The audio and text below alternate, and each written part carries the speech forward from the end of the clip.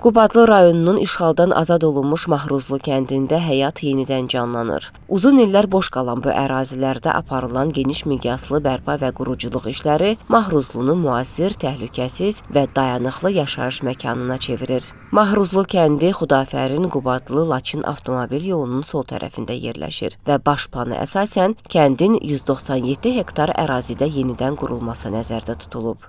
Kənd mərhələli şəkildə inşa edildiyindən ilk mərhələdə 43,50 hektar ərazidə 190 ədəd fərdi evin tikintisi nəzərdə tutulur. Mahruzlu kəndindəki fərdi evlərin tikintisi 70% icra olunur. Bu evlər 2, 3, 4, 5 otaqlı olacaq və bu evlərin həyətyanı sahəsi 12 sotdur.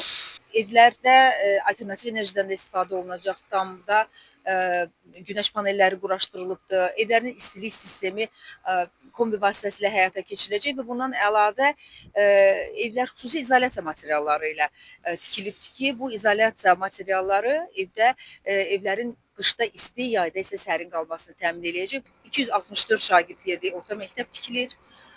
Uşaq bağçası 80 yerlikdir. Şöbə müdiri bildirib ki, Mahruzlu kəndinə əhalinin növbəti ildən etibarən mərhələli şəkildə köçü planlaşdırılır.